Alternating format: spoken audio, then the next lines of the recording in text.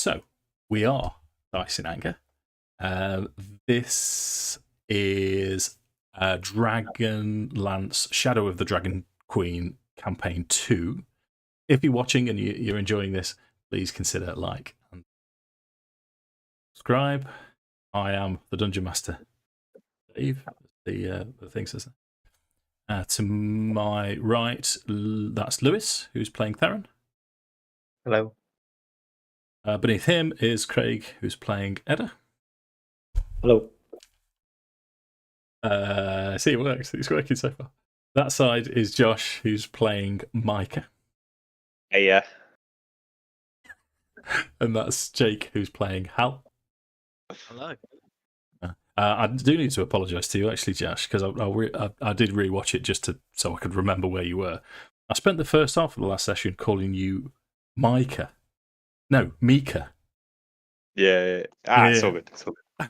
But it's Micah. You know what's going to happen tonight? I'm going to be calling you Micah accidentally. So we finished last session. Well, actually, no. I'm going to go deeper than that because we need a bit of a recap.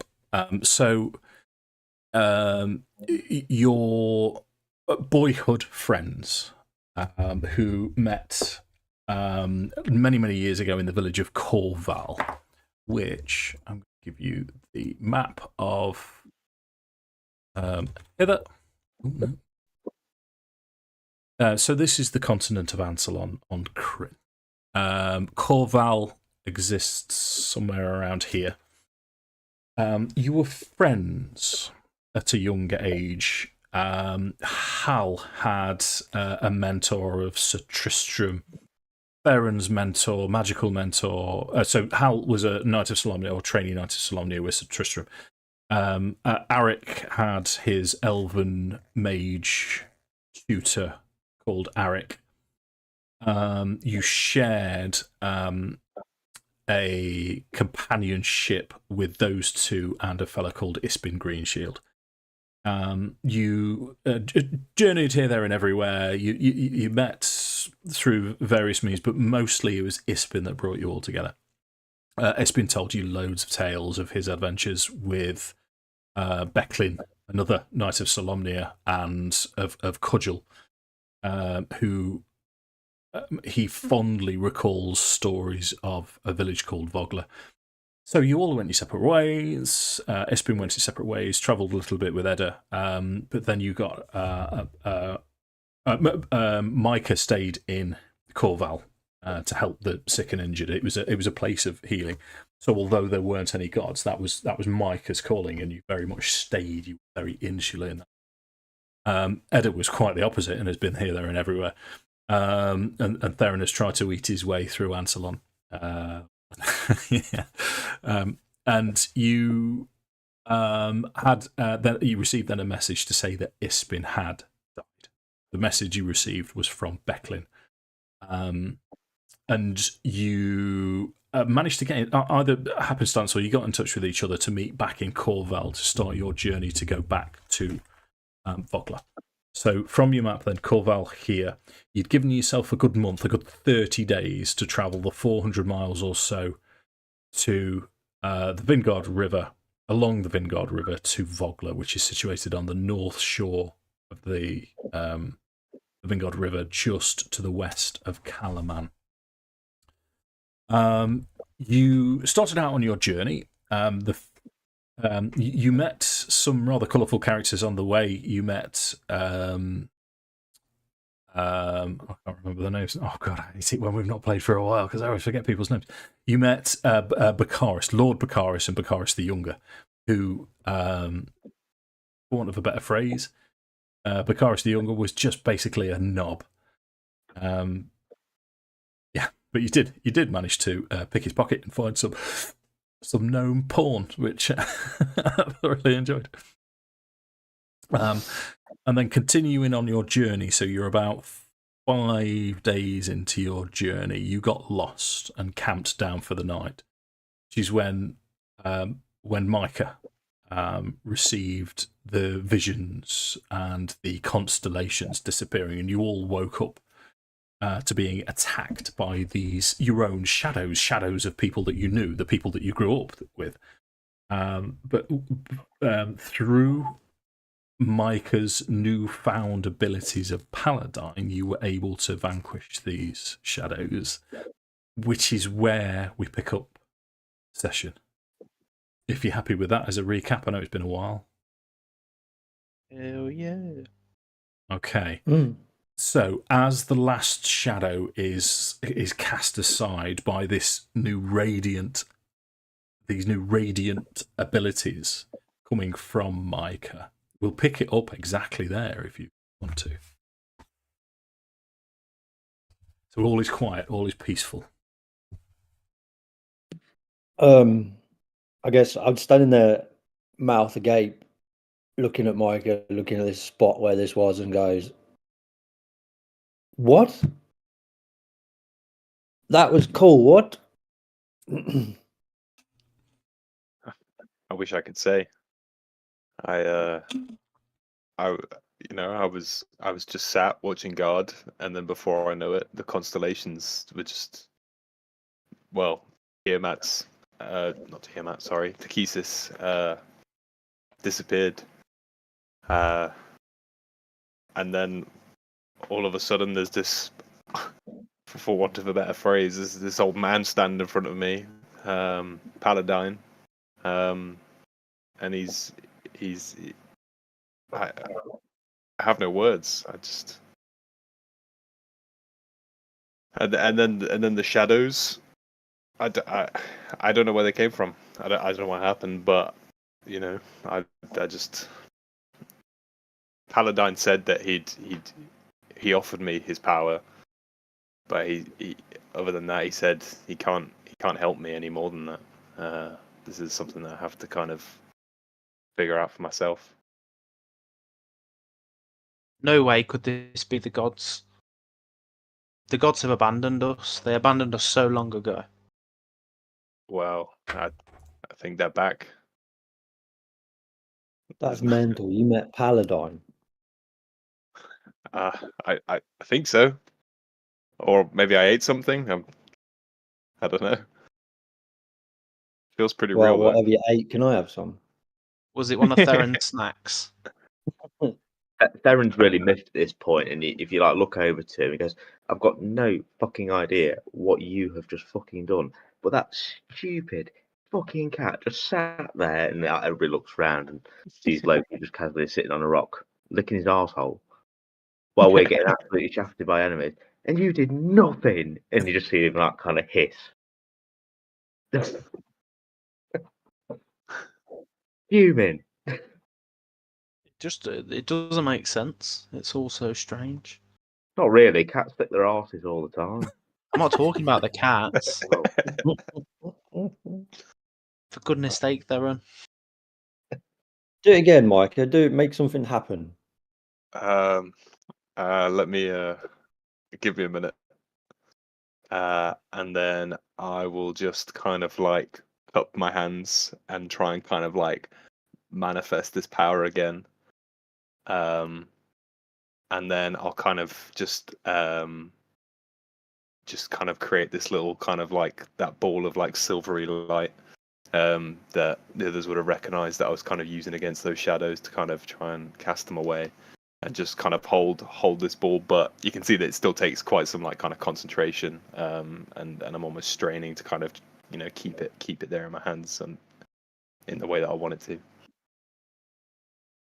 Nice. It's Is that your to kind poo of face? Is that what? Sorry. Is that your poo face? You're pooing. I hope not. It's strange. I just after there was this box that I'd been given by some of the nurses at the temple before we left. They said they hadn't been able to open it, but as soon as Paladine had manifested, he was able to. Well, I was able to open the box. He told me to look inside it, and I found this amulet. And I'll kind of pull that out and show them the amulet. And since then, and since I accepted his power, I can just I can just feel it. I can't describe it. It's just kind of a feeling that's now there that it wasn't before. It could be wind. I've had that before. It could be, but I don't know. This feels far more powerful. I don't know. Anyway.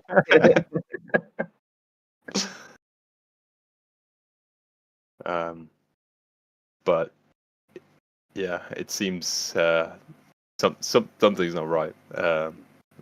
I think that the gods. Well, Paladine has told me himself the gods are back, and he asked me to spread the word and tell others that the gods are in fact back.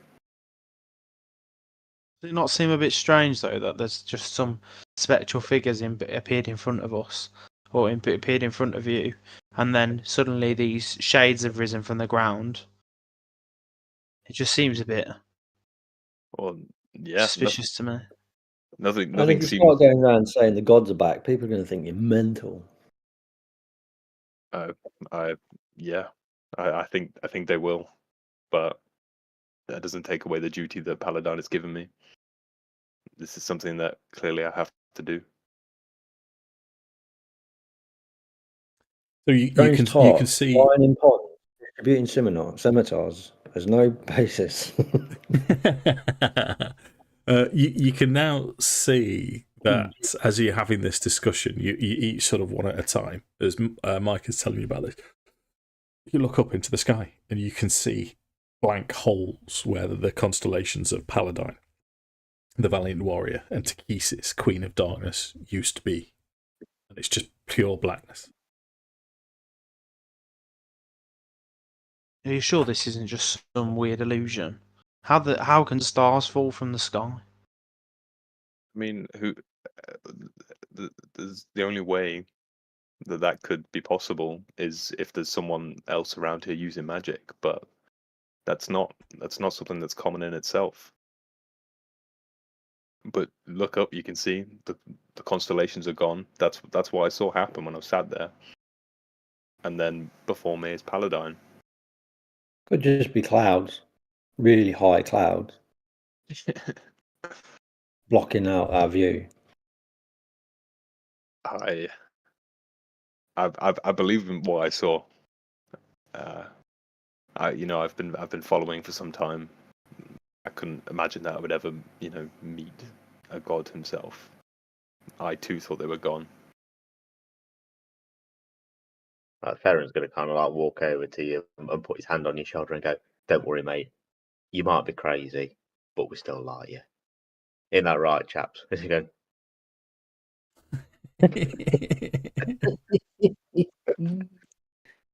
And he kind of waddles back off then, as if to say, "We're going to look at my bag for something to eat. Anybody else interested?" Definitely not. Otherwise, we might all be having dreams like Micah.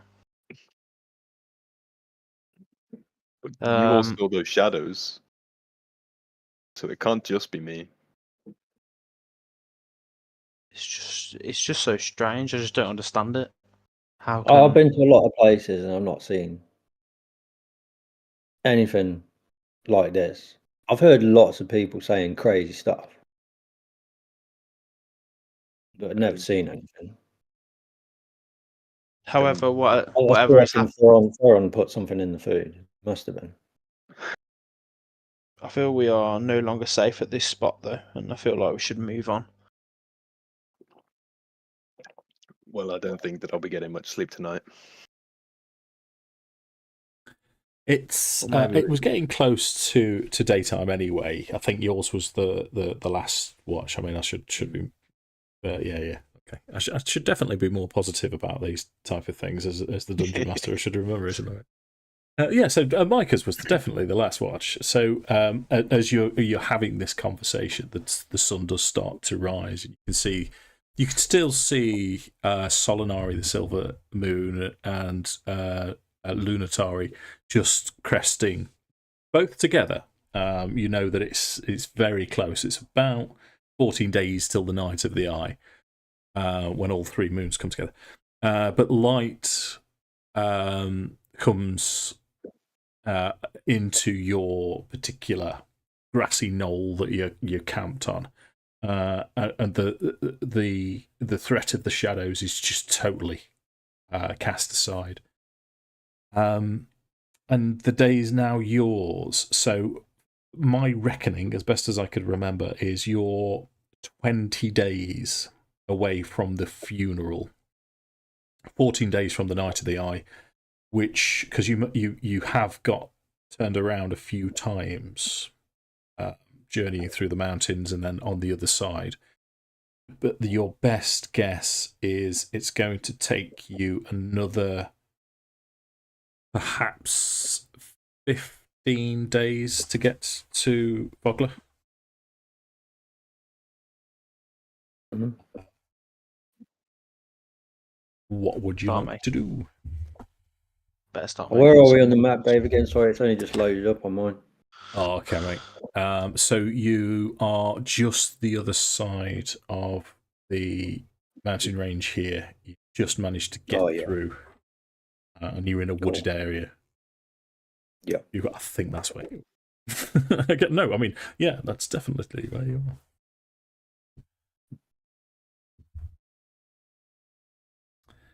Oh, we just need to get moving more. We need to Yeah, keep I think- moving. We need to put some. Put our feet to the ground. Head forward. Yeah. Okay, so I mean, he's trying to avoid Put any. put some distance between us and the crazy.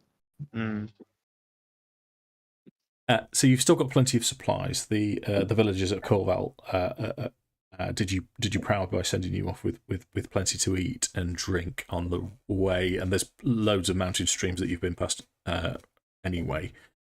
It was Hal that was mostly doing the survival checks all the way through. So that's where we'll start with tonight. And in terms of dice in anger. Better than last week, an 11. Indeed. So I'm not going to do you day by day. With an 11, what I'll say is, in fact, 11's a decent figure for me to say that you go for the next 11 days.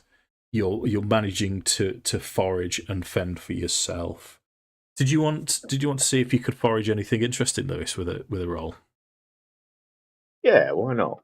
Because I am always looking around for anything exotic.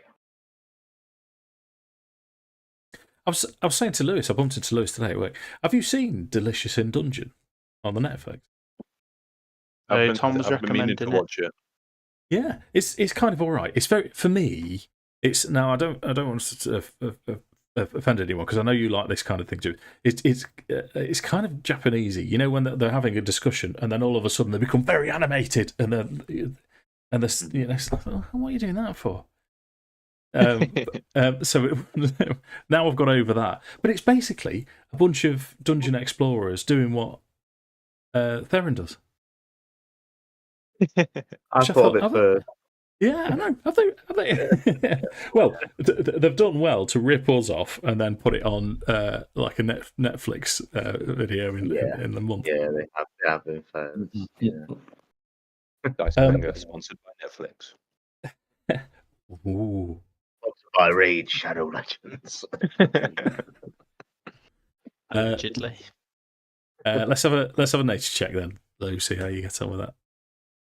Oh, now then. 14. 14's reasonable. So you, with a 14, I'll allow you to go a little bit crazy on your 11 days journey. What happens? What do you manage to forage? Okay.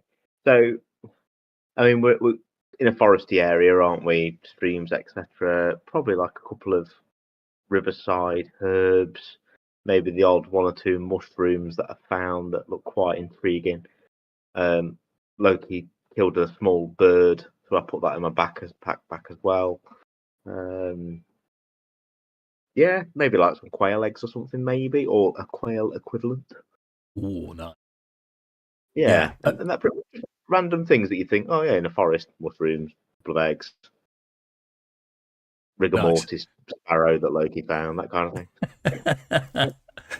So you, as you're progressing over this 11 days, it's beautiful, beautiful scenery. You don't come across anyone at all. In fact, there's virtually no roads. This is a post-cataclysmic Kryn. You manage to get to the Vingard River and start following it north. So on your maps, what we'll say is you manage to follow the tributary here, and you're following the Vingard River north. So you've made quite a bit of progress. As I get a delivery of a cup of tea. Cheers.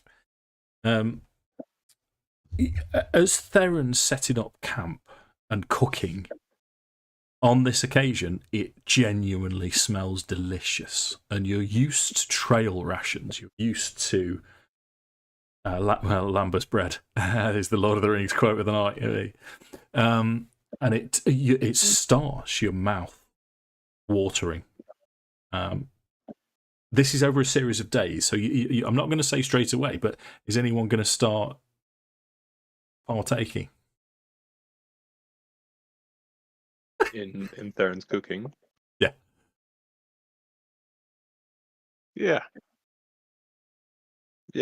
I think maybe after like a couple of days where it's like consistently smelling good, I'll be like,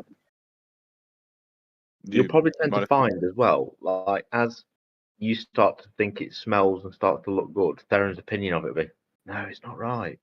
It's not right. and the worse it looks, he thinks it looks better. And yeah. So at this occasion, he's really got his hands on his hips, almost in like a young girl huff, going, it's not right.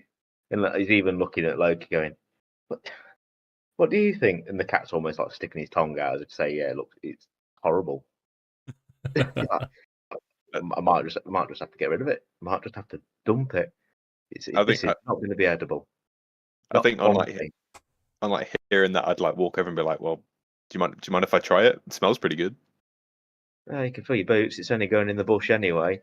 Might have to get that sparrow out, eh, Loki? And I'll just like grab a spoon and try some. And be like, "How does it taste?" Delicious. I'll be like, "This is. Have you tried this? This is amazing." No, a chef never tries his own work. As he's almost eating that purple sludge that he's got in his pocket. No, that actually explains quite a lot. Yeah. Theron will almost kind of raise an eye anyway and go, "But you're crazy anyway. So even if you do like it, I'm going to believe you." How many times? I'm not crazy. I saw what I saw. What did he look like? Yeah. Would Edda and Hal be starting to warm up to the cooking? I know, Jake, you were pulling faces. I think Hal would be very much like, he would be turning his nose up to it, but then I guess the concept of he has slummed it, like he will eat as long as it's substance. He sees food as a resource rather than as something that has to be enjoyed. I guess if it is starting to smell nice and he's putting less weird shit in it, then he might give it a go. After I taste it and I'm like, it's good, I'll take another spoon and I'll call Hal over. I'll be like, here, brother, come and try this. I'm gonna like give it a really big huff and like smell it, and then like almost like take my dagger out of a sheath, and then I'm gonna be like picking at it, like picking through the bits of like meat in it, and like scrutinising what's there, and I'll be like, what have you put in it? And all sorts, everything that I've found. A couple of mushrooms, some taters, lots of taters. Some herbs that I found that smell a bit funky. Put them in there. I have got this sparrow actually that we might put in there if you like. That might give it a bit more meat. No, I think what Edda's going to do, I'm going to sit in the the aura of the smell, but eat my own rations. So I think that my rations are quite nice, but because of the smell of them. Nice. What did you do with the potatoes? Did you boil them? Did you mash them? Just Did you just stick them in? Nice. Steamed them in the stew. I mean, Hal will definitely probably pull his nose up at it, but then I guess it just licks it just a little. It's delicious. It sets your whole face tingling with how nice it is. And on that note, then he'll take like a discreet like he'll almost like shove the spoon in his mouth and then like compose himself afterwards, like as though he hasn't just really enjoyed it. Like he'll be like, yeah, it's all right. And then like when he's not looking again, he's gonna rub his he's gonna scrape the thickened sauce from around the pot and like lick it off his finger. And no, that's not a euphemism. No finer compliment. How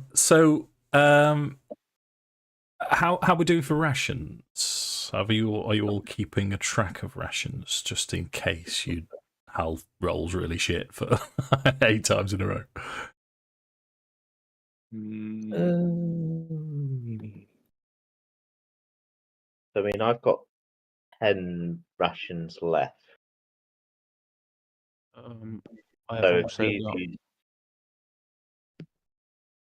and we've 10 had a day. rations. My stew was stuff that we found, and you said we'd got 11-day trek. That should cover us, shouldn't it? Yeah. Well, what I'm going to say, because if you've gone 11 days, so start writing this down so I can be accurate. If with your 14 nature check, we'll say that 5 of those days you managed to forage, so 6 rations you'd have had to have used, assuming that you're not starving yourself to. Which, as far as you can tell, there's no reason to. You believe you're provisioned for the rest of the journey. How many rations would we have been gifted as we set off? Well, what we'll do is we'll take it from the 10 from this session. I think it would have been 10. Mm-hmm. But through the all we'll do is we'll take it from now. So we know that on the 11th day, as you're journeying northeast along the Vingard, you've got 9 days till the funeral, which gives you 4 days now to get to Vogler, so you can settle in for a few days before the funeral itself. And the Night of the Eye is 3 days away. So,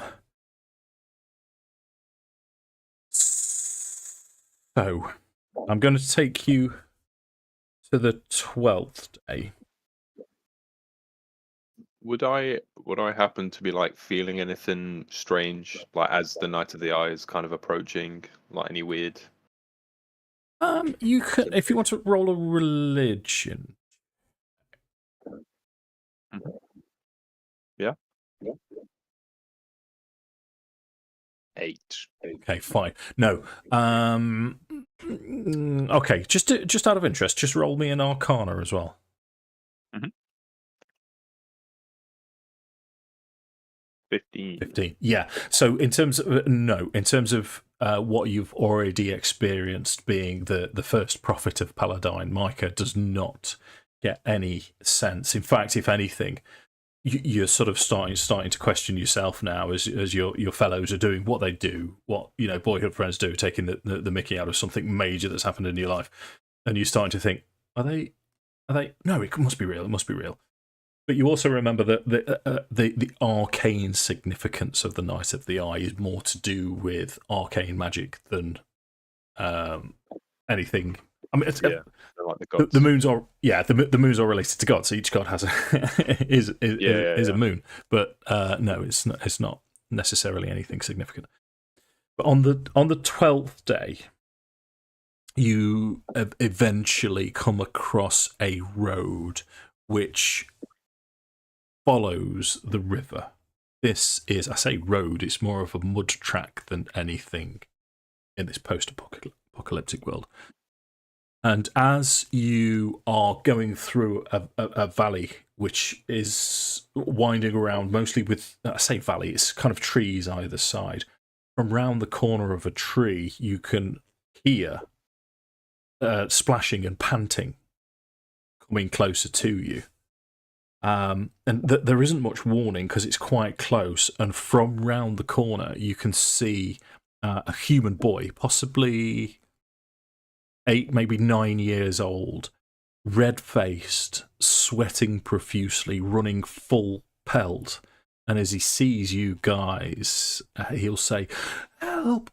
Help! Help me!" running towards you.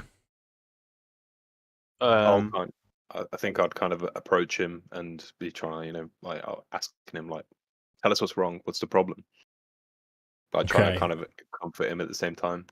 Sure. So as he reaches to you, he's winded. He's obviously ran for his life, and as he stops and he looks up at you and you say, "Soldiers, I was guiding soldiers. He's attacked by lizard. Please help! Please come." Don't worry, boy. We will help. Hal's gonna drop his shield from his shoulder, put it on his forearm, and then he's gonna take his helmet off the belt. And he's like, "In which direction are they attacking?" He points behind, and he'll say, "Behind. I've just come. They're just round the corner." I reckon we should get off the road quick. Hal's gonna slam his bucket helm on, or his great helm on, and then he's gonna be like, other than the soldiers, is there anybody else that you were guided in, or with anybody else with you? It's just the soldiers, and then they were attacked by these creatures. Okay. The soldiers, where were they from? Well, they had strange symbols. They had crowns on their armor. Would that like twig instantly for me? Straight away, yeah. I'm just going to turn back and look at everyone and go, fellow knights of Solamnia, I must go. And then Hal's going to pick up the pace in his walk. He's almost like going to get to like a steady jog. No, Hal, wait.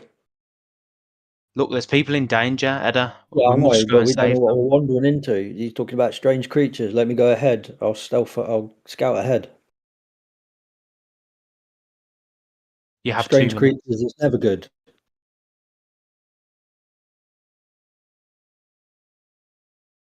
You must go. If you're gonna go now. Otherwise, he's gonna like keep wanting to march forward. Yeah, fair enough. I'm going. So I want to stealth up and see what's going on. Okay. Let's so straight into the bush with Edda. Yeah, I'll go into the undergrowth and stuff and smash it. Yep. You roll your stealth then. What's everyone else doing? Well, in fact, this young boy, he'll say, he'll say, okay. Well done, mate. He'll say that they're a little bit ahead. We can get around the corner and not be seen. We could please you must come. So I'll just kind of like almost like usher him behind me, and I'll be like, no, stay behind me, stay close. Okay, nice, smart. So you guys now see, you've seen him do it hundreds of times, but there's something almost supernatural about this time when he just disappears into the brush, and it's almost as if the trees that the underbrush hasn't been disturbed at all, as Edda just disappears into the brush. So for Hal, Micah, and Theron, are you moving forwards, or are you staying put until Edda comes back? I'd be Theron, basically with the child. He's almost like next to him, trying to give him something to eat. Rest for a second while, and almost going, take some of this. He's like giving some of the purple. Hal's quite uneasy about the fact that like waiting around. He's almost like he wants to keep going ahead. So like he's almost like edging forward. He's not walking straight off into the distance, but like you can see that every time he's like almost making an uncomfortable step forward. Mm-hmm. Okay. And Okay. I'd be kind of I'd be more or less keeping my eye on Hal. So if like Hal goes, then I'm gonna go as well. But I'm trying to keep this young boy behind me and just keep him safe. Is there anything around us where we could hide the boy in, like, for example, a pile of sticks? Yeah, there's. I mean, it's the wilderness. You can, you could easily suggest that to him. But make a persuasion check then, just to see if he's how convincing you are. For him to, Small child-sized tomb. Five. yeah. So we'll say no. It's Sorry. like stuff to do. Yeah, sorry, Mister. I need to make sure the knights are okay. Does he'll say- does then? Go on, Jack. Go on. No, you finished, Dave. I'll interrupt. It was my job to guide them along the road. With my dad will kill me. My dad will kill me. I'll just Don't say, worry, boy. We'll save them. He'll do no such thing. Hal here's a knight too. He'll keep us safe. Hal's gonna look away when he refers to me as a knight. I'm gonna look like straight back over towards like the direction where the Knights of Solamnia probably. Well, I assume that they are. Chuckle and go. Well, we'll try anyway. If not, we're all dead anyway, aren't we? For Hal, in terms of these like lizard men, I mean, that are being described, like, is there anything that would be familiar to that he'd be aware of? If you're questioning the boy about it, no, you don't recognise that what the boy is saying to you is that. In fact, what I'll do, if you don't mind, is I'll just go back to Craig, because this description will fit what the boy is saying to you. So, Edda, as you stealth through the underbrush, you know the direction of the road is travelling round to the east. So if you go straight across, you're as the crow flies, and you're straight through the underbrush, and you can see just the other side, which is probably only 400 feet away from where your mates are. Round the bend, there's a wagon that's been ransacked, overturned. The first thing you see is there's 5 hooded figures, and they look like they're looting this wagon. And there's what looks like 2 human corpses of. You've met knights in Solamnia, you've seen them before, and they seem to be knights of Solamnia, slumped up against the wagons, not moving. You would suspect dead. As you think, right, I'm going to. Well, what would you want to do at that point? I don't know, probably count 5 or some, at most 10, just to see if anything reveals itself, hoods come down or anything, but I'm not going to hang around too long. Okay. So as you're sort of getting to the point of your count and wanting to go back, they do move around, and you can hear this language. There's sort of a sort of a deep-throated hissing language as these things communicate. Something that I doubt very much you've heard before. I might ask you in a second which languages you know. But you can see one of the hoods does fall back ever so slightly as the sun catches them, and it's a reptilian face. And as one turns around, it's the shoulder of its robe drops off, and you can see a wing behind as it pulls this robe back over, and then they continue to loot. Start. Okay, so this is new. This is new beings, I guess. Okay, so a little bit taken aback because I've been around, and so finding something totally new is going to be whoa. And So of yeah, all of the names, I guess there's that little bit of Kender curiosity wants to jump out and say, "Oi, who are you? What are you doing?" But no, there's the little voice is saying, "No, don't be silly." So I head back. So on this occasion, that second voice overpowers the first voice, and you head back. Yeah. Okay, you can get back, no problem. Okay, yeah. So relay the information. There's some there's a cart. It's being ransacked. There's nothing we can do for the soldiers. They're already dead, but there are some weird-looking things there, lizardy things with wings and great big glowing eyes and oh, it's just this weird. It's weird. It's. I'm kind. Let's go. Come on. Let's get them. How big are we talking? Do these things look edible? Oh, I'm sure they are. Really? You're like, Yeah. come on, and you just see Theron charge. He's Time- running down. It's not the time to be thinking about food. We need to restore the honour to the knights that have been slaughtered. Theron can't eat. He's gone. He thinks you're some tiny little fucking lizard with wings. Well, I guess we better follow him. Hal's gonna like march off ahead, like Okay. ready to. Okay. So is your approach? It sounds like Lewis's Theron's approach is pretty gung ho. You're just going in. It's a bit of a Leroy Jenkins, really. He's like, come on, Jack, let's go." Leroy. Yeah. I think I want to try and jump. I'll try and jump back in the bushes and be hidden away a bit. Yeah. Okay. It's just occurred to me because on the on my screen, Edda's on 6 hit points and his character sheet's blinking in that red way. So if you want to click your long rests to make sure you've all got your full use of abilities because you've had loads of time to. Plenty. Yeah. Theron's charging forwards. Hal and Micah keeping pace. And Edda's going to give me another stealth check. Like I say, you're as the crow flies, so you can put yourself in position as long as you roll really well. 15, okay.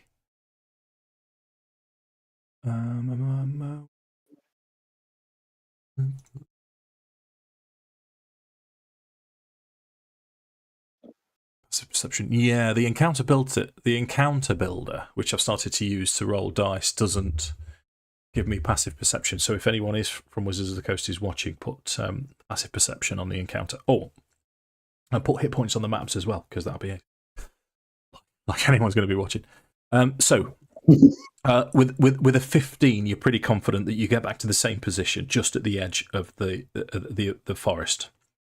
And they don't seem to have noticed you when the rest of your party breaks through the underbrush. And this is what you see. So as you jog round the corner, you're not making any effort at disguising the fact that you're running round. And all of a sudden, these draconic forms throw back their hoods. You've never seen anything like this. How I like to start straight away, what I'm going to say for Micah is straight away. Paladine said to you, Draconian. Takesis has brought her Draconians, and there is no doubt in your mind as you look upon these 5 creatures that is exactly what you're looking at. You're looking at. And now that you know, you can see the emblem, the symbol, the 5-pointed star symbol of Takesis on their breastplate. As they look up at your approach, there's 4 that seem to be obeying orders of this slightly different coloured one in the centre who looks up and hisses at you. And this one that's hissing towards you will say, "One's over, boys. No one must know we are here yet." And he turns and leaves with 2 of his fellows as 2 of these Draconians stand in front of you, ready for your charge. So, nice and good. Probably going to take about half an hour for you to load the maps up. As I kind of like walk in and see them, and then remember what Paladine kind of mentioned, then I'll actually say out loud. I'll be like almost in disbelief. I'll be like, Draconians. There's Theron like charges around the corner as well and sees them. Fuck me.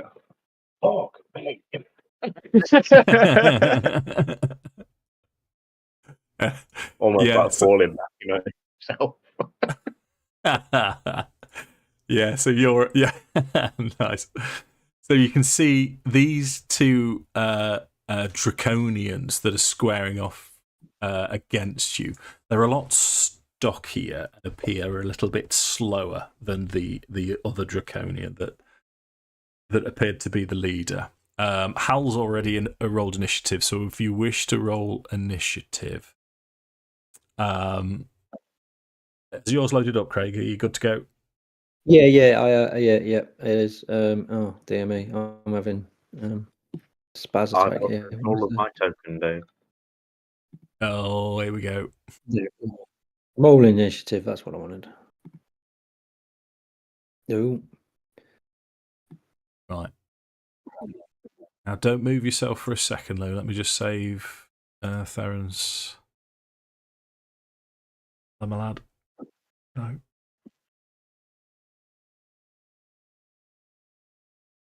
Overwrite. Yeah. Okay. So you should be good to go.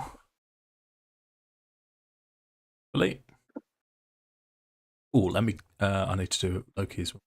Right. So don't move Loki.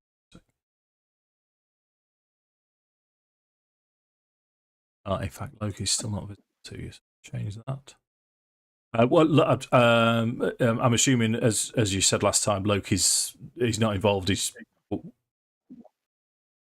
He'll probably start on a rock again, licking his arse again, or something silly. Watching, Okay. not helping, chasing after birds.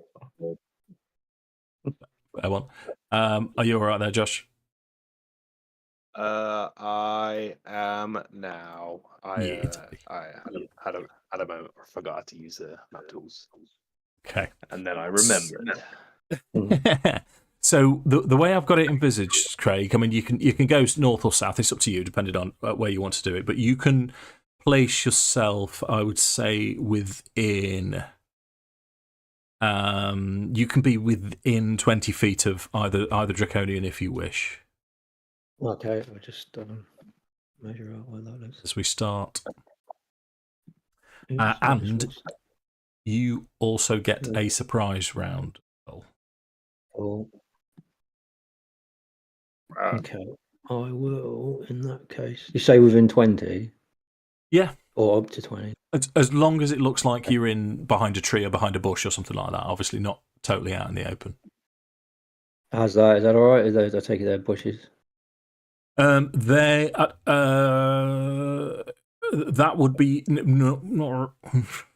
They're quite Not low. really. Okay. Yeah. So these sort of larger in there fellas, if that's all right. Yeah. Okay. Yeah, is that all right? Yeah, that's fine. So you've still got. I mean, you can't really see this one around that tree, but you can see that one to the south where you are right now. Yeah.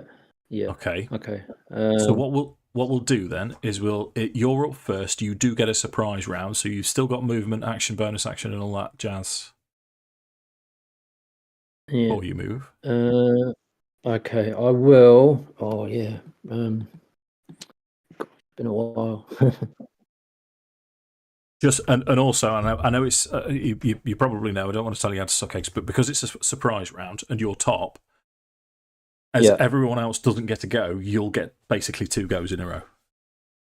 Oh, cool. Sweet. Okay. I'm just gonna go with a ranged attack with my hoopak. I think I was just in range when I measured it. Sure. I'll just double check that. Yeah, 35 feet. So attacking this one here. Okie dokie. So you're rolling from a stealth position, which is roll with advantage. Yep. Advantage roll. Come on, Craig. Come on, mate.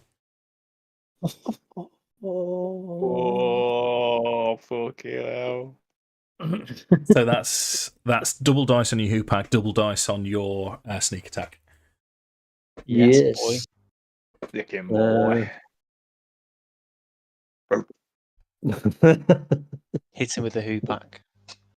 And then double dice on my sneak attack as well. Yep. 15. 15. So you can all see that whatever has happened here has happened pretty quickly. and the knights were overpowered. All of the Draconians that have fled were uninjured. These two have fresh wounds on them, so it looks like the knights have acquitted themselves well. However, your bullet kills it in one go. How would you like that Draconian to die? Nice. Oh, how do I want him to die?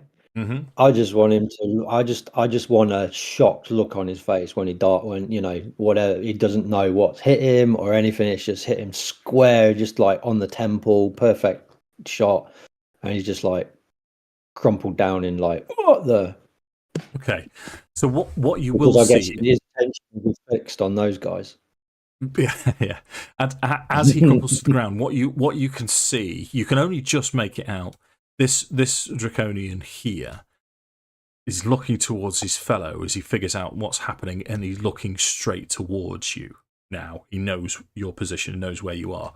What you would all see is as this Draconian dies, as the bullet comes out of nowhere, hits him squarely on the temple, you can see just a look of shock and confusion on his face, but then he turns to stone and he freezes. It's almost as if his motion stops and slows down.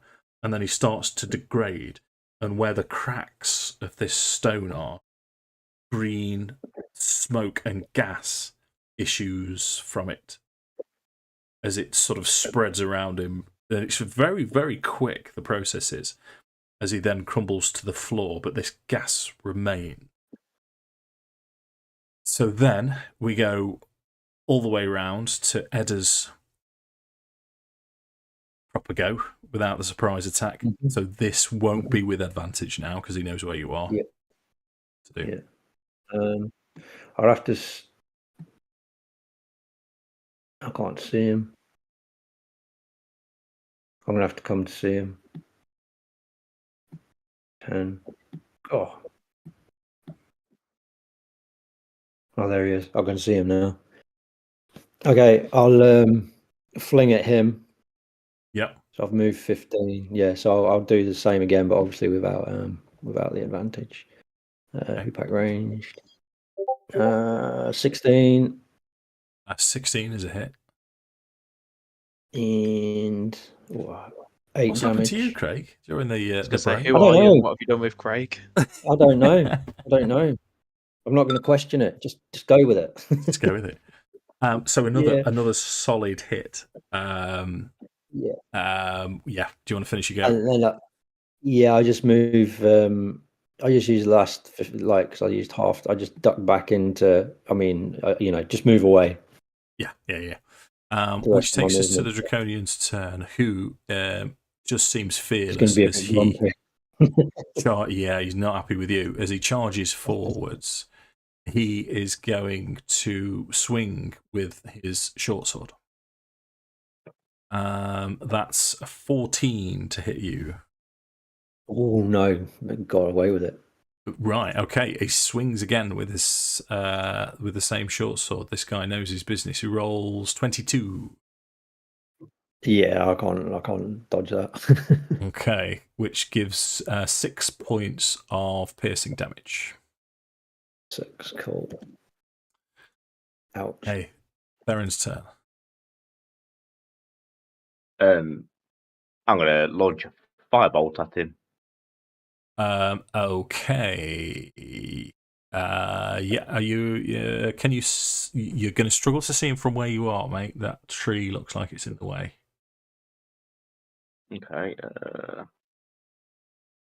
can see him now.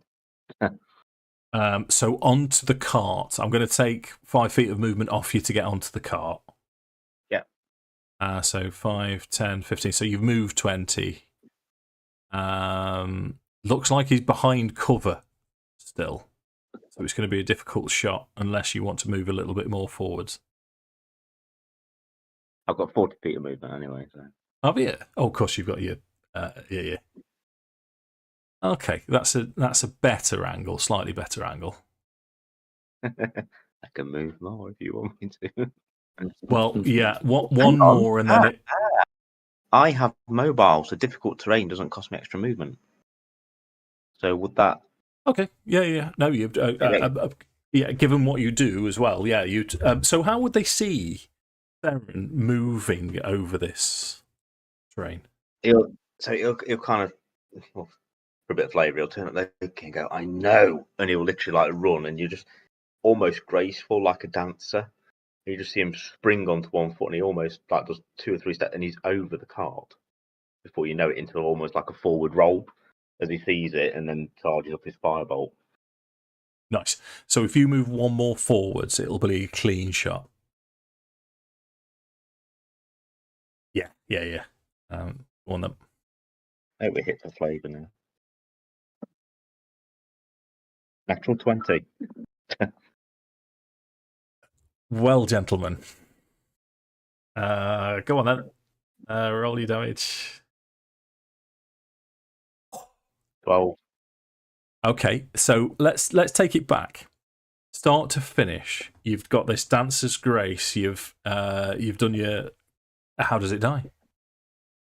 So he's jumped over, he's done the forward roll almost, and then he sees it, and you kind of see a bit of a flicker in his eye as the fireball that produces in his hand, and he almost just goes like that and just launches it as he rolls, and it blows it away.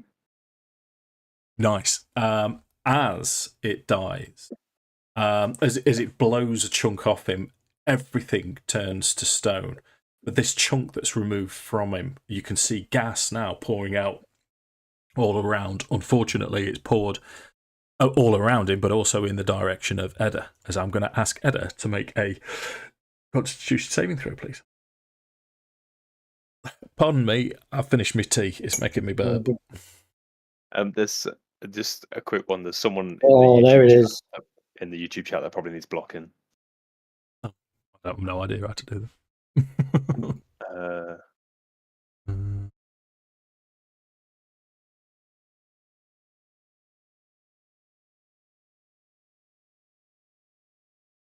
There we go. All of them need blocking. What a bell end.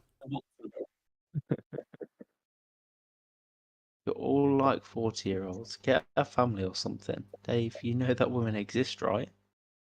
Wait. And they don't care about. Guy on the bottom right looks like his wife left him for BBC. Is that in the YouTube chat? Yeah. Yeah. And then we need to block BBC guitar. I can only Are we see. being, I are can we only being see trolled? We're getting We're attention. being like Oh, royally trolled. I can only Oh, see like from any BDSM pros in the chat, but I can't see anything before that. So there's Pradula, who's the one that's like proper like hating. Ugly Enjoyer, who just said sup nerds.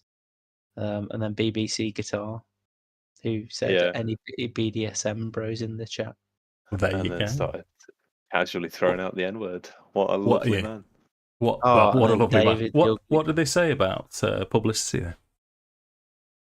There's somebody else that's now doing the same thing. David the Ugly Erd. I can't even see this. Oh yeah. Brilliant. Right, where were we? Oh no.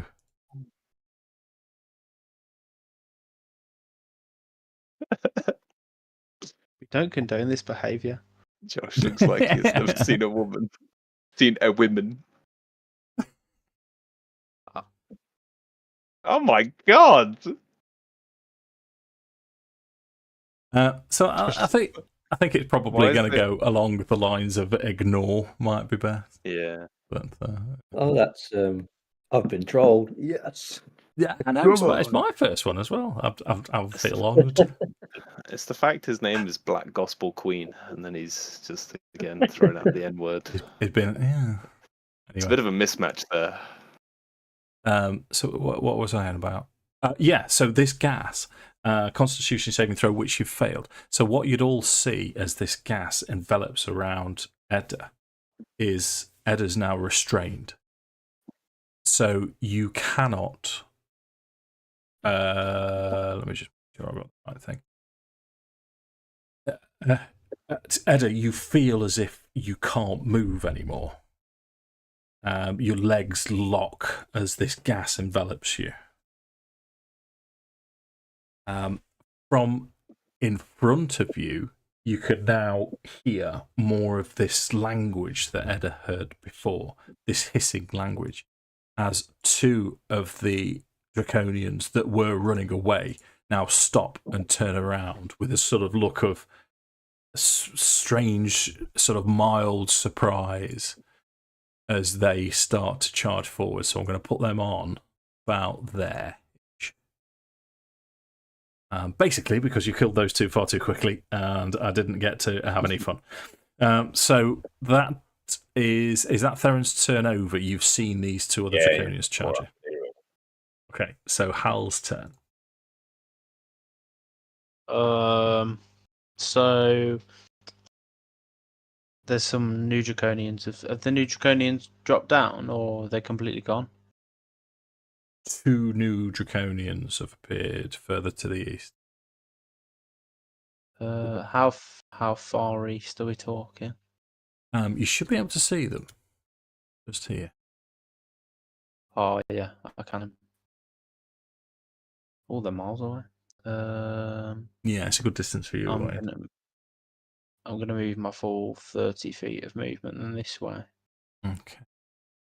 And then I shall have a look.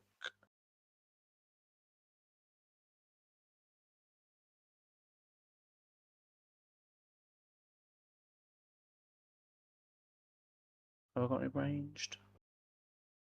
Yeah, I've got a crossbow, so I'm going to take a pot shot at one of them. Okay, which one?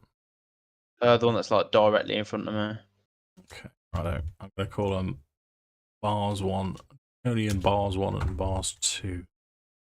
So that would be bars 2. Yeah, so that's 22 to hit. Okay, that With hits. 2 points of damage. Ooh. Okay, anything else from you? No, I'm good. Okay, Micah's turn.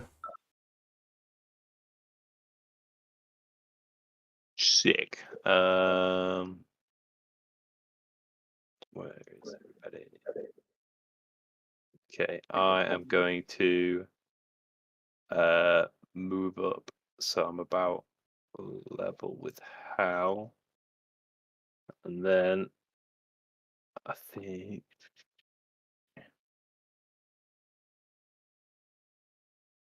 okay, I'm gonna throw a guiding bolt at this Draconian at the back. Well, the one that's kind of in front. Sorry. Yeah. Okay. Roll to hit. Sweet.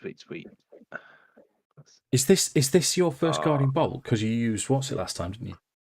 Yes, yeah. Sacred Flame, I think I used last time. This is my first guiding bolt, but I rolled a 10, so I don't know if that hits. No, it doesn't. But what happens when you do this? What does everyone see? So again, I think almost like similar to that light that I tried to manifest like at the start of the session, where I was kind of like proof that I still kind of have these powers. So I'm kind of starting to manifest this like ball, with like silvery light in my hands. But you'll see this kind of like again this kind of strained look of concentration on my face, and then you'll almost see it like flicker out as I kind of fail to cast the spell, and it'll kind of just like dissipate into nothing. And I'll be like, Okay. What's happening? Okay, so the rest of you see this happening. As it takes us to Edda's turn. Now let me just reread because it's been a while. Right. Okay. So you're restrained, which means you can't move. Your movement is 0. Okay. And as you're static, you know that you're kind of a sitting target, but you can still take your turn, other than movement. Other than movement. Hmm.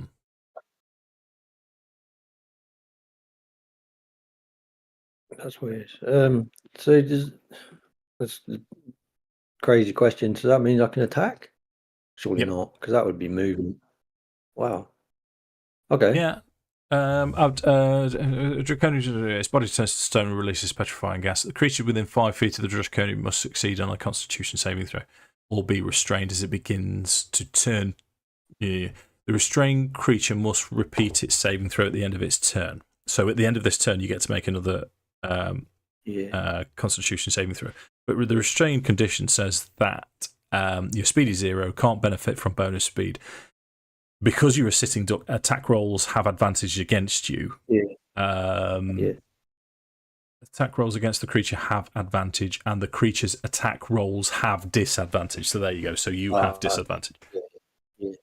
I don't think I can reach the one that I can see anyway. I think he's just out of range. Let me just check that. Yeah, he's just out of range, so I'm really quite stuck. I might ready a dodge. I think, yeah, I'm not going to allow that, mate, because dodging kind of is movement related. Yeah. You could, in theory, hold your action if they come into range to trigger your action to shoot your hoop back out. Oh yeah. That makes sense. Okay. Yeah, I'll do that. Yeah. So we'll say it's their turn now. So the bars number 1 is going to charge forwards, and he's kind of got. He's got 4 targets. So what I'm going to do is I'm going to get Jake. Would you roll D4 for me, please? I'm going to start with number 1 with Edda and number 4 as Micah.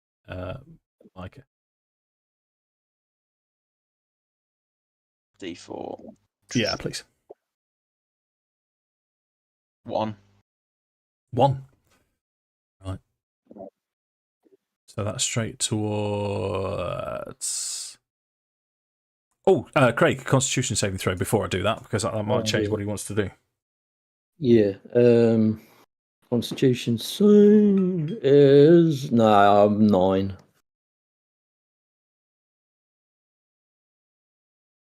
9 failed. Right. So yeah, I think I used all my good rolls up. Yeah.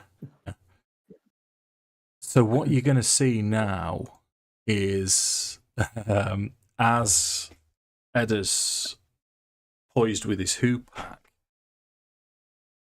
as the Draconian turned to stone, Edda is now from toe upwards going to start. You can see he solidifies and turns to stone himself.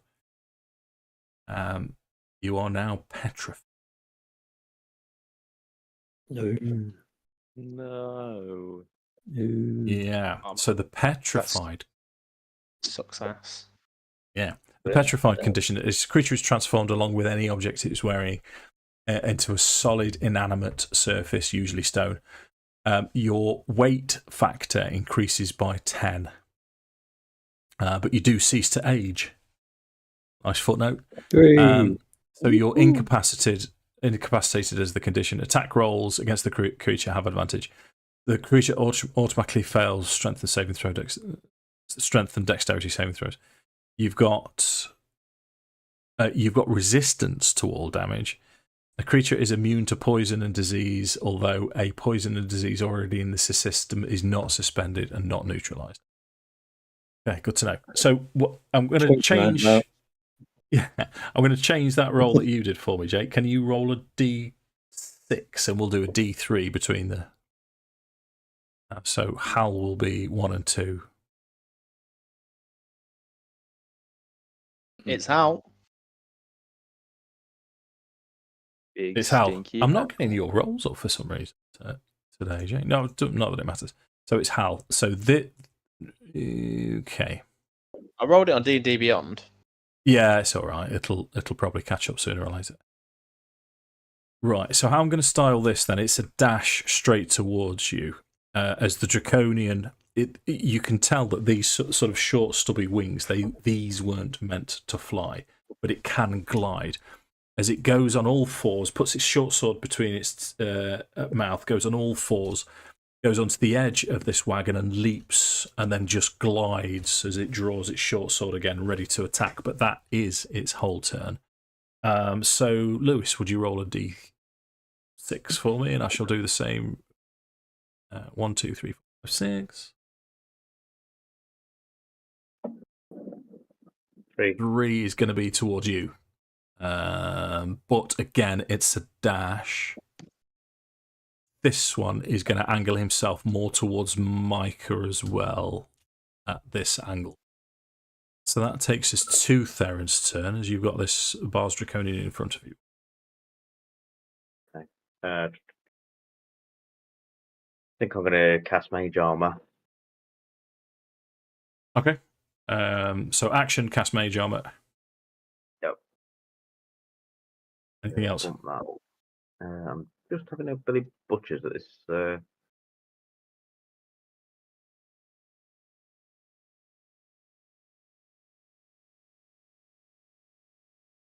Yeah, see, I'm debating whether to try and see if I can avoid this chap by almost getting away.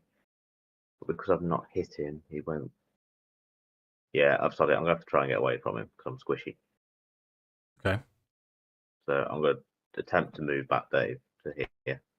Sure. So he gets an opportunity attack, Yeah. which he rolls a 14.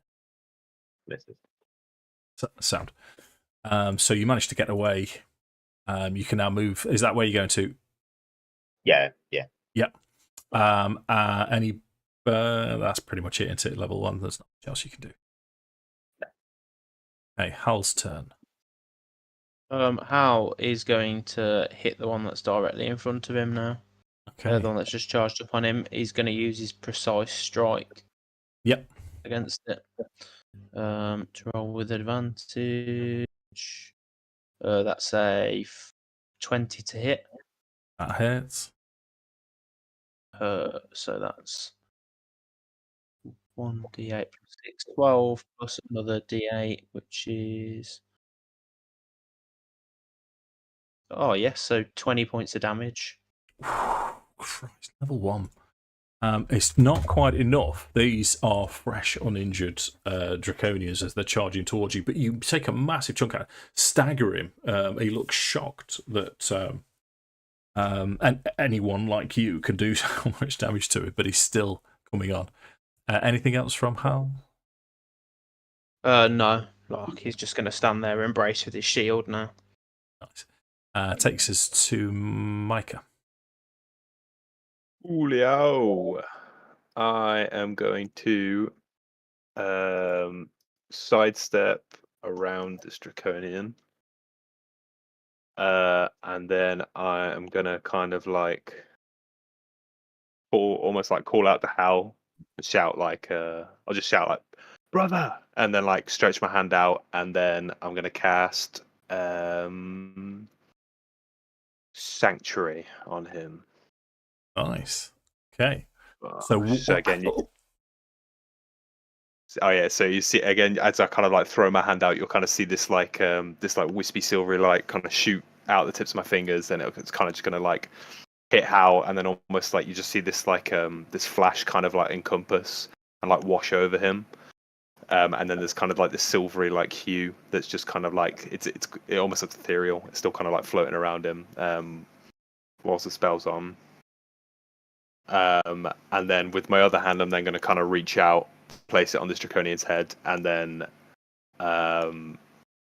cast Sacred Flame. Okay. So is Sanctuary a concentration spell? Sanctuary. Don't think so. No, it's not. Okay, cool, no worries. So your Bars Draconian is going to make a dexterity saving throw.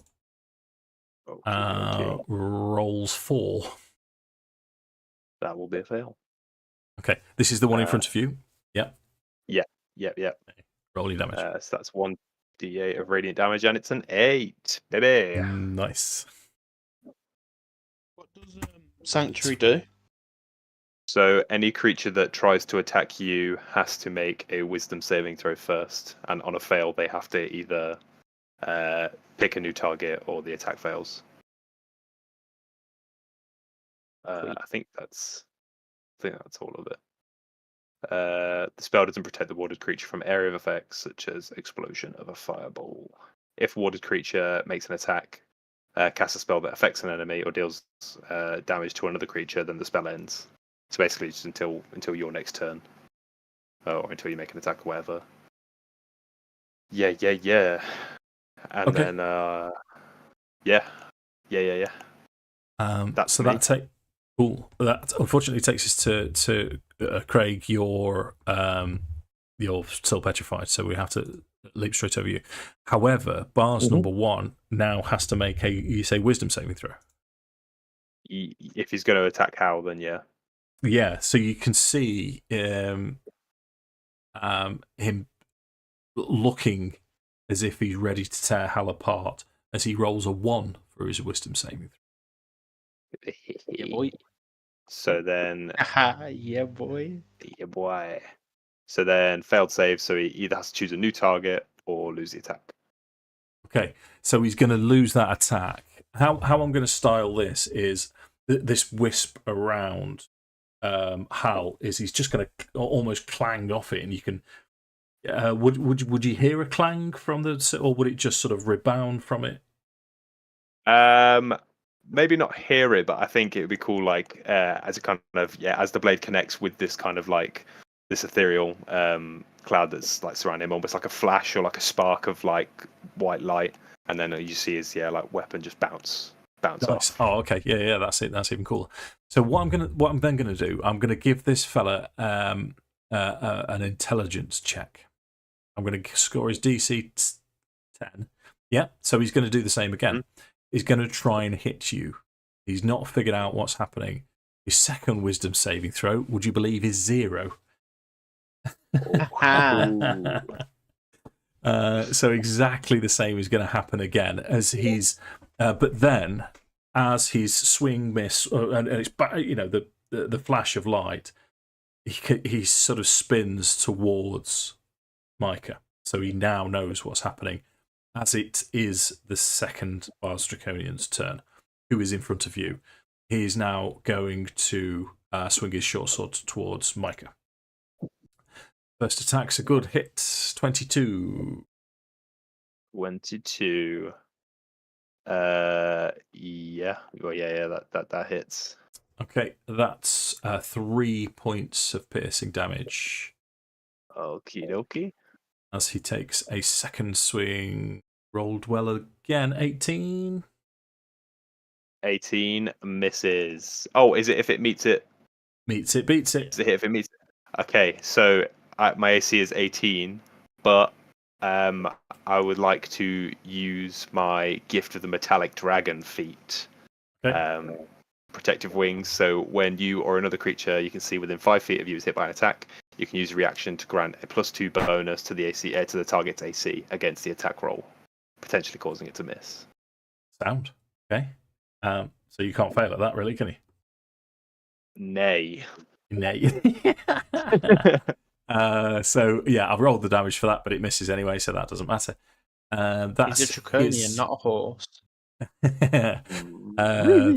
But Theron's turn. That's a rectangle or something. Yeah, I was fiddling around with things while we're talking. I didn't realise it would do that. What? How did you do that? Magic. uh, I'm a wizard, you know. This here is this? Max are mobile anyway, but is that a bush? yeah. Yeah. I'm trying to think how I can do this because I'm very limited. Because even if I hit one of them with a spell, it's going to affect. If it hits, it's going to affect one of you, isn't it? I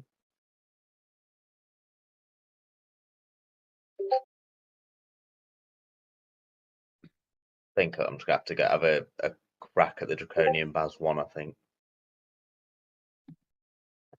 Okay, go for it. Roll to hit. I'm thinking about would I hit Hal if I was stood here still? No, mate. No. Cool. Sorry, Jake. It's all right. It's the nature of the beast, unfortunately. You're going to have to go through the whole campaign of dealing with Bars Draconians. Yeah, that hits. 23 hits. 1 point of damage.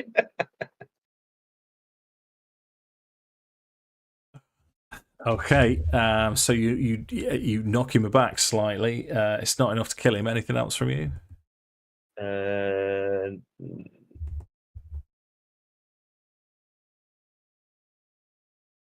No, there's nothing more I can do. Probably I'll just move back onto the cart again. If that's all right. Yeah, Almost like of jump course. back on again. Almost looking around for me, going, where the fuck are you? So as you're looking for Loki, you can see that the sort of fifth Draconian, the leader Draconian that looks slightly different, he's gone. He's out of there. Hal's turn. Hal's gonna hit this one that's in front of him, or go for an Yeah. attack against the one that's in front of him. Go for it. That's a 16 to hit. 16 hits. Yeah, boy. For 14 points of damage. Jesus Christ, Jake. How does that one die? So he's took this first swing out of it and just took a chunk out of it. This fire bolt's come across it and just like kind of singed it. And while it's kind of distracted by this firebolt, Hal just looks for the opening and just lops its head clean off. Just like one big like chunking swing, head off. Okay. Constitution saving throw from Hal, please. 10. 10. You are restrained. Oh man. Yeah. So you feel your legs start to lock up, and you know that you can't move from that position, which takes us to Micah's turn. Oi, oi, oi.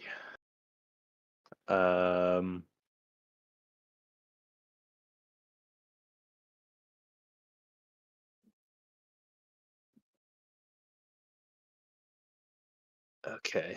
I'm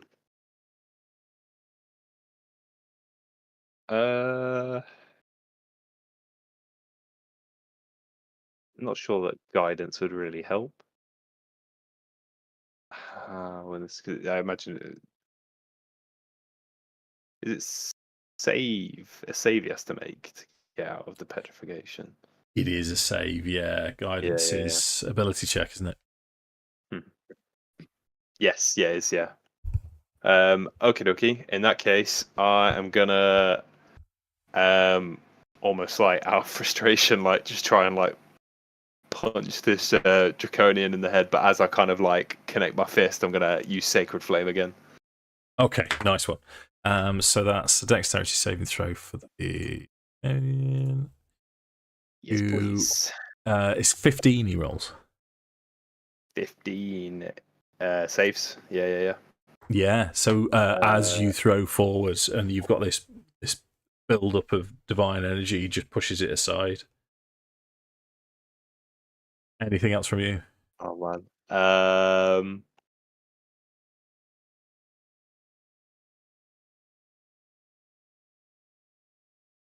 I don't think so.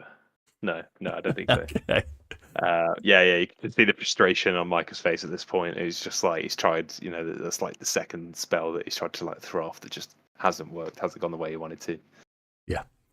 Okay, so sorry, Craig. This is. I hope you've got a decent Google search going on.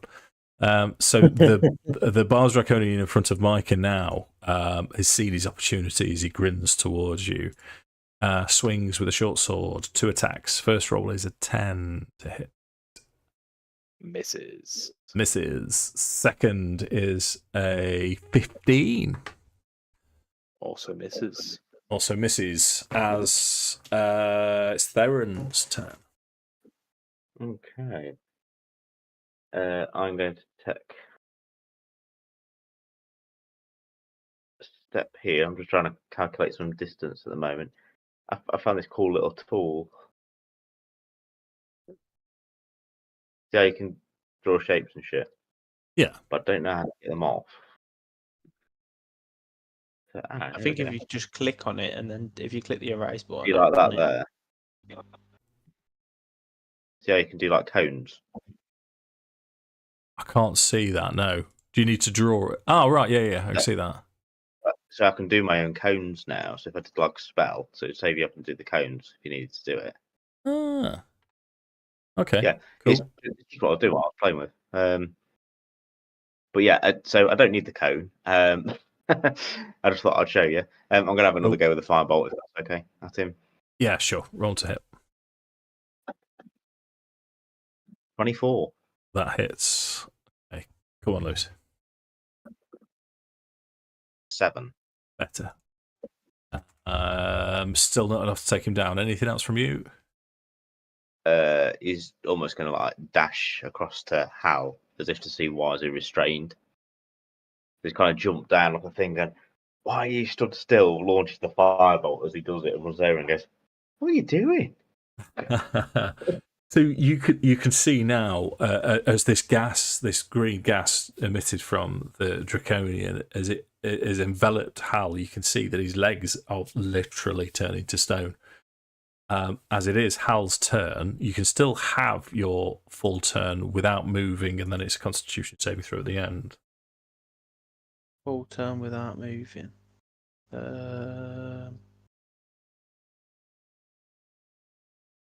He's just outside of my remit to get at him.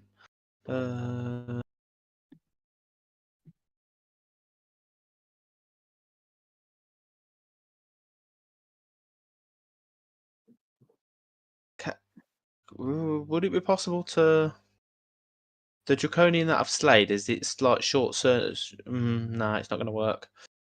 No,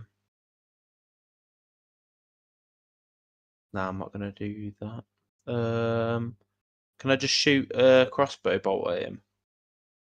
Absolutely, mate. Yeah. You'd if you're carrying a sword and shield, you'd kind of have to. You'd definitely have to drop one, if not two, of those. Yeah, I'd happily drop him because I'm kind of stuck in place at the moment. Okay. That's only a 13 to hit. 13 misses. And then your Constitution saving throw, please. Don't let me down. 14. Passes. So let me just double check. I believe. Excuse me, it's that tea. It's making me burp again. Yeah, so the effect ends, so you're released.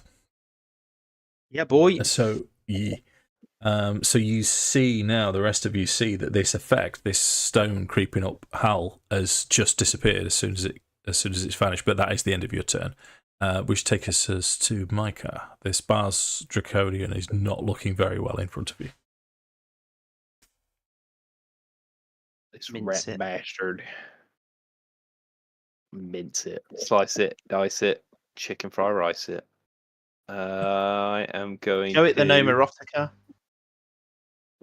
On the head. Go to horny jail. I'm just going to try again. Try for another swing. Same thing. Go to punch it around the head. Sacred flame on connection. Rolls a 16, Come on. mate. Yeah, you motherfucker. Okay, cool. And that... That's what the one node what said do I to the do? other gnome. Motherfucker. Okay. It's Yeah, in the MILF side of the name erotica. that's me. Great turn. So that takes us to the Bars Draconian, who is relentless in. You would have expected fighting goblins, hobgoblins that have run by now, but these things seem fanatical as the symbol of Takesis just all of a sudden seems all empowering as it's going to swing towards Micah. Again, 17. This is okay. Your AC is pretty good, mate. Oh, here we go. 21. Yeah, that hits. Yeah. Big time. Okay. That's going to be. It's poor. That's only 2 points of piercing damage. Woohoo! Yeah. We're just like slapping at each other. Both missing. Theron. Okay.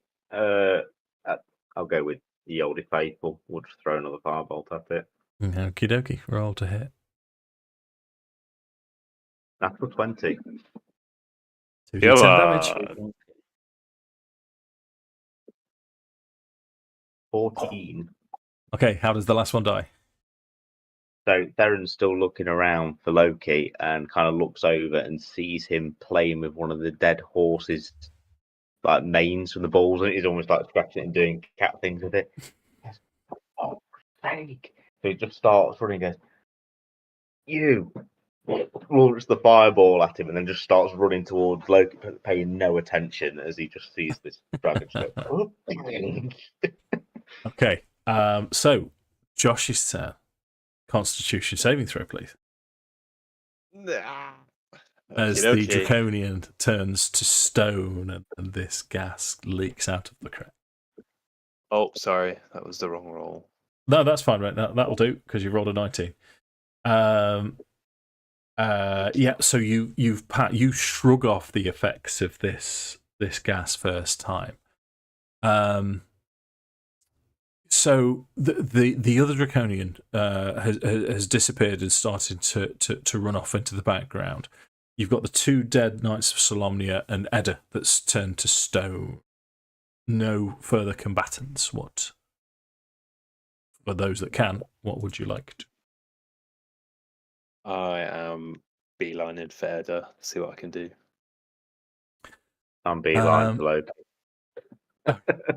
Okay. So let's do Micah first then. Would you make me a medicine check? I certainly would. Ba-da-ba.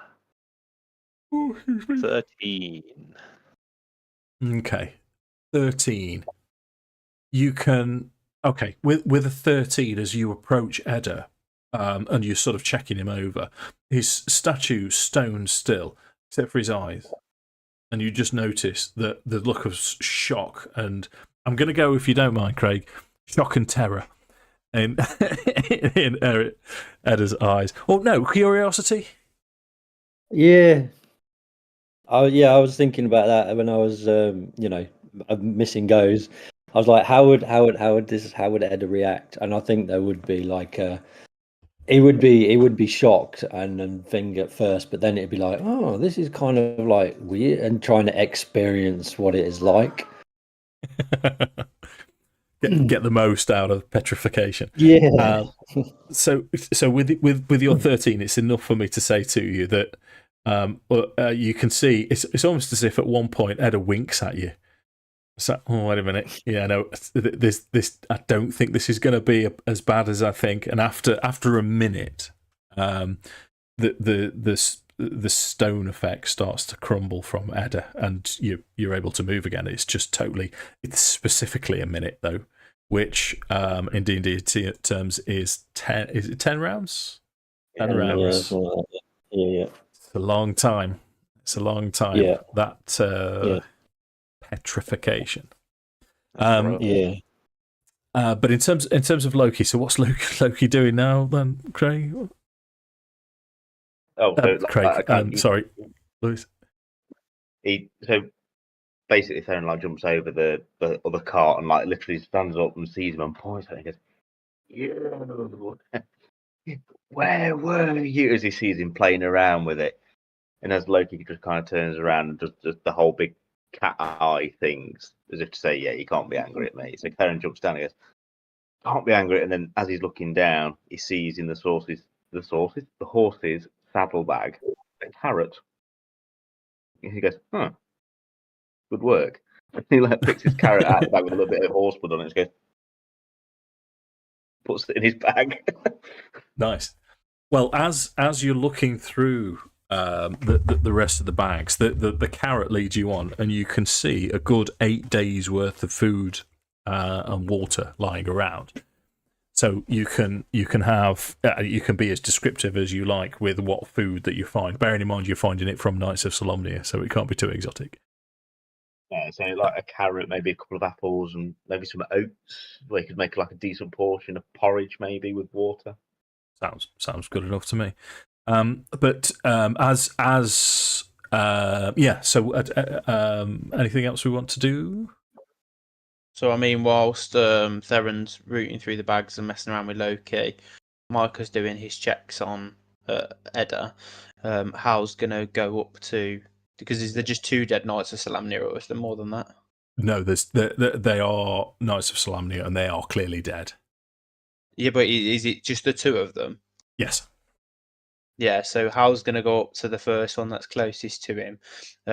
He's going to close the knight's eyes, and then he's going to almost like start repositioning them to try and get them into a position where he can get the bodies ready for a burial. So he's going to like start almost like laying the first body down flat whilst the other bits are going on, and once Micah's done his thing with Edda, and Edda's eventually become unstuck, like he's then going to start kind of prepping the second body as well, and he's going to like gather up their weapons and their belongings, and he's going to kind of like prepare them for a burial. So he's going to like lay the swords over the top of them, and then find some linen cloth, and then he's going to kind of start wrapping the bodies up. Okay. So in terms of what you find as you're doing this, you do find a sack of 40 gold pieces. And there's 2 serviceable long swords as well. Sorry, I beg your pardon. There's 3 long swords. I mean, from Hal's perspective, he'd want to ensure that they're buried with their weapons. So from his perspective, he's got a functional sword. It's clean. It works. He'd sooner bury them with their steel. Okay, It's like a sign of honor. Yeah. So it'd take you all a while to do this. Behind you, the boy that was following you on is sort of poking around the bushes, looking as if he doesn't know what to do with himself. Would you like to do I would anything with him? probably, yeah, probably once I've see that Edda's okay, I'd probably kind of circle back and go and look for him and make sure he's okay. Yeah. Okay. So he will say, "Yeah, that was amazing. What? Never seen anything like it. How did you all? I mean, he was throwing fire, and you. Why? What was that? I'll just be like, just slow down a second, just take a breath, and then in all honesty, I'm still trying to work out what's going on with me. Theron, he's one of a kind, but I imagine that a lot more of this might be starting to happen soon. Whereabouts are you from? He will say, "My village is just half a day further to the west, to the east along the road. I was just guiding these knights to the next village along. You'd sort of be vaguely aware of positions of villages along the road." Mm-hmm. I'd just ask him, like, can you, do you know the way back? Can you get back safely? Yeah. No, I can. Say what, Craig? Are we going that way anyway? It's kind of, yeah. You're going Right. sort of northwest, and he's west, but you can make a trip there, no problem. Yeah. Okay. I Well, reckon it'll be worth it. okay. Yeah, I'd be able to take him back if we're headed that way anyway, and then just say like we'll make sure you get home safely. And I'll say, if people ask, just tell them what you saw, even if they say that it sounds crazy. Just tell them that the gods are back. You need to stick the word "baby" on the end of that, the way you presented it. Baby. So he will. What I'll say, I'll just because it's getting close to sundown by the time that you're ready to bury the knights. And before this, the boy who would have identified himself as Reese will say, I really must be getting back. I know the way. It's kind of you to offer, but I'm sure I'll be fine now. If it looks like you've got further work to do, I'll be fine. It's not safe, boy. One of the Draconians, they managed to get away. They were unaccounted for. I don't feel comfortable letting you go on your own. Okay, they'll say, "Well, I must be back before nightfall.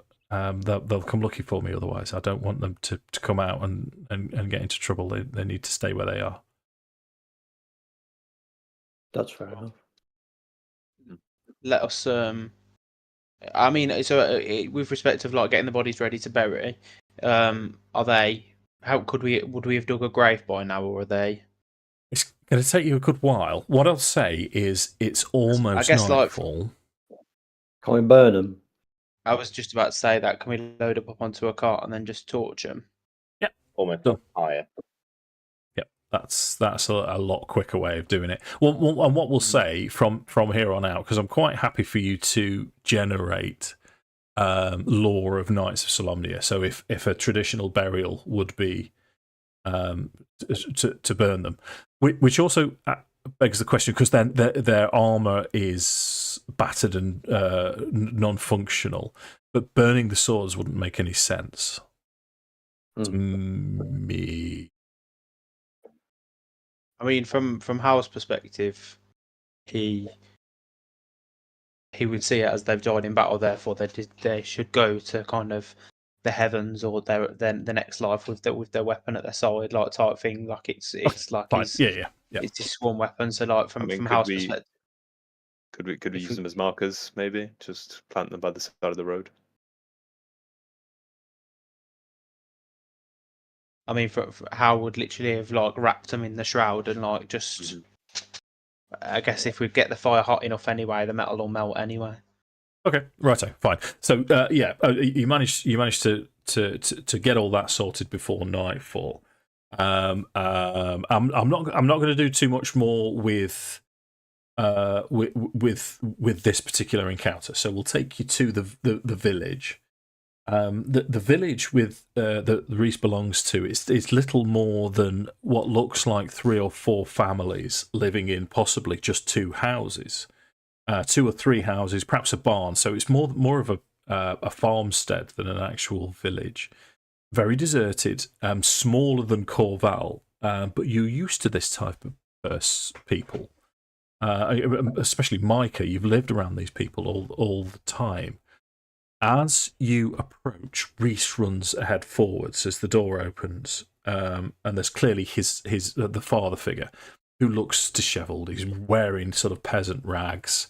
They look borderline malnourished, and there's a wife behind, and possibly 3 other younger children.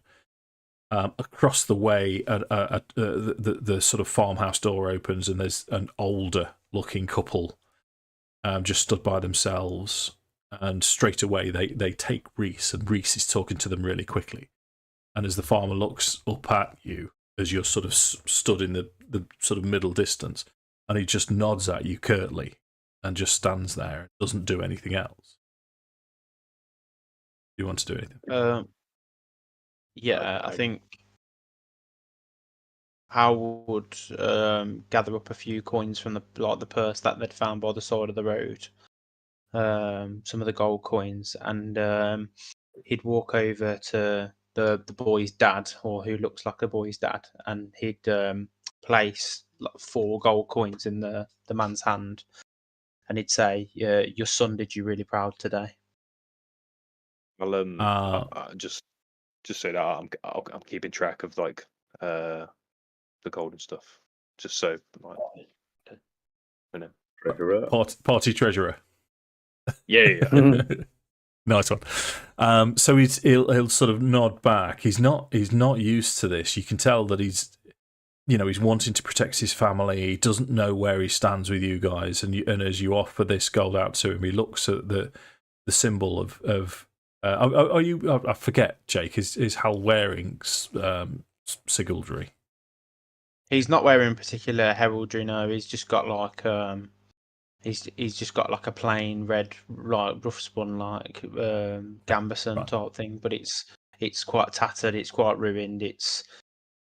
But yeah, I guess there is probably some identifying factors to say that it is potentially linked to the Knights of Solamnia. I don't know if it helps, but I'd probably walk over with Hal to the door as well, and I'd have my amulet on show. Okay.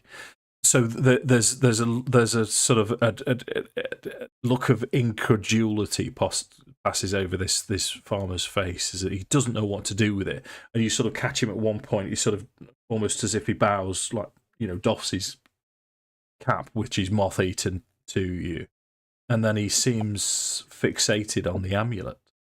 He was looking initially at the heraldry, and then he'll say,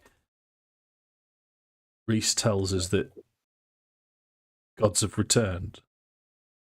This can't be. It's the truth. I saw Paladine myself, and I think that what happened today was related. I'm worried that it might become a more frequent occurrence around the area. Okay. Roll persuasion then. Come on. 10. Okay. He's not persuaded by his own tender. Do you know, with the persuasion like that, could Theron almost chuckle and go, loony.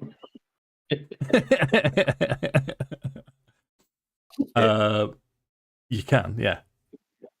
Go on, Josh. Yeah, so they don't need God.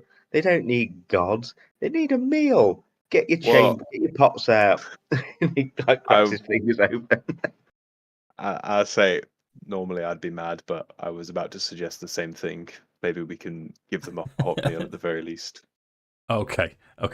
So with your 10, you can. He's quite dismissive of the fact that the gods have returned, and he's sort of moving over it. You've returned his son. You've given him a fortune for 4 gold pieces for these people is an absolute fortune, and then you've offered to cook them a meal. So they welcome Theron in, sort of slapping you on the shoulder. They're still a little bit weary of Micah and Hal. And then they catch sight of Edda, and it's almost that whoa, it's no. And the farmer will now say, "Well, thanks for the offer. You're welcome to stay." And he points towards the barn, but about 500 miles down the road. if I mean no disrespect, but we're simple people. We don't want any trouble. I'm just going to go up and shake his hand and start blabbing. Hello, my name's Edda. So he's backing away from this, and he's sort of shutting the door and said, "I've only just got this gold." As the door slams shut. You can hear now behind the door. You can hear. Have they gone? I don't know. Have a look. I don't know. I'll just say, you don't need to worry. The only one that this one causes any trouble is us. So they're kind of behind the door now, not wanting to come out again. Did you want to do anything else? Is Theron inside? Has Theron gone inside, and then have we all been left outside? Well, what we'll say is that Theron has made his way over the threshold, and the farmer grabbed his shoulders and managed to turn him around as he was marching forward. As he saw Edda, he was like, "No, that's too much for me to handle." I think Hal would lean up against the door and he'd say, "I thank you greatly for your hospitality. The barn will be more than sufficient for us to bed for the night. Thank you, and I ensure that we mean you no harm or ill will." And then Hal would walk away from the door and start heading towards the barn. Okay, so what you will? Okay, yeah, fine. So I think, sorry, Mark. Edda's interest's been piqued now because the door was shut quickly, and he's like, "Oh, what's going on in there then?" I always start wandering around looking for a way in. Okay, so you can see now as you walk past a window, all of a sudden the curtains are drawn. As you and as you get to the back door, you hear clunk, click, click, And then the next window, you can see someone peering, and then the curtains shut really quickly as you make your way around. But there's a front door, back door. There's windows throughout. It's single story. It's very very. Easy to Yeah. It's a ramshackled building. Is that the right word? Yeah. It works. Yeah. So, did you want to do anything else? I think I have to go in the house now. Okay. As Edda's kind of like searching around the place, I'd probably just still kind of be at the door and just say, I know you're weary. I can't blame you for that. But I saw you bowing your head to my amulet, and so if you want to know more about the gods and their return, then please come speak to me. Okay. And then I'll So, just add that. One proper preacher. from the other side of the door, you hear sort of like someone walking away from the door as you finish that little speech. What I'm going to ask Edda for, this is an exposed building. It's that there are sort of torches and everywhere inside. So I'm going to ask you for a stealth check, but I'm going to ask with disadvantage. Yeah, cool.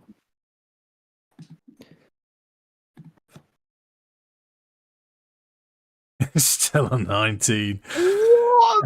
What? So Insane.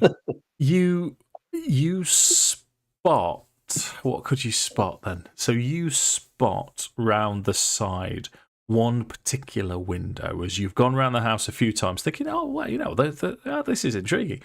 You can see a window that hasn't got any light inside. And it also, you think, happens to be one of the easiest windows to open. Maybe, who knows? So if you roll me a sleight, if you want to go in, you're going to have to roll me a sleight of hands to try and open that window. 16. Okay, 16 is a reasonable one. So as you open this window, it just slides open quite easily. You can't believe it. They keep it well oiled, which is very nice of them. Very convenient indeed. And inside, you can see what looks like a bedroom, which is possibly the bedroom of the children. It looks like there's a bunk bed and then a smaller bed by itself. So there's 3 children that bunk in this bed. There's sort of dolls around that are literally made of straw tied in the middle. There's sort of clothes drying on the side. There's certainly nothing that interests you in terms of value. And then beyond all of that, there's a door and there's a light underneath the door shining through.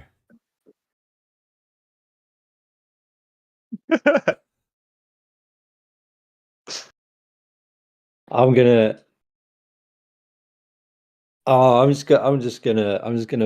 walk in and say, did you realise you shut the door on my face? I thought we were, I'm just. Okay, so as I know they'll be freaked out, but I'm not going in there with any kind of malice. It's just kind of like, did you realise you shut the door on my face? Okay. So as you open the door, the first thing that you're confronted with is the farmer's wife, who screams, and the rest of you 3 guys now, as you're walking towards the barn, sort of licking your wounds and discussing about the Draconians, suddenly realise that Edda isn't with you, and you know exactly what this scream is about. So, initial question for Theron, Hal, and Micah: what would you be doing about this scream? I'd probably be like, "Oh shit," and then running back towards the house. Okay, let's try and get Edda out there. Okay, Hal and Theron. I think I would be getting up and he'd be like, I would definitely be getting up and he'd almost be like restrapping his sword belt back round, grabbing his shield, because he, in theory, he doesn't know that it's Edda that's breaking into the house. So worries if it's that last Draconian coming. So nice. he's gonna like rush straight out, even though Edda's not here. Like Edda's quite regularly just like stargazing and doing other things. so he wouldn't necessarily put two and two together. Okay, and then Theron. Theron still continues walking down the road for a good 4 or 5 steps. He realises those pair have kind of turned and gone the other way, and he's talking to himself. Bastards! Okay. So it's going to take you a little while to catch up. You're confronted with. I'd like to think it's sort of like the Tom and Jerry cartoons when the housewife sees Jerry. Whoa, Thomas! So she's holding up something. Let's say a bucket, and she's screaming now as you sort of like, do you know your windows open? And she doesn't know what to do. And you can hear doosh, someone running down the hall. It's not a big building. What did you want to do? Oh, me? Yeah.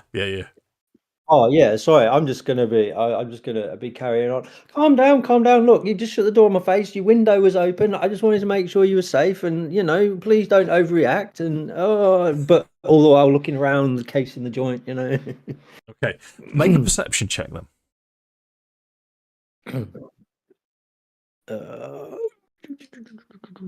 Perception. Oh, 19. 19 is pretty good.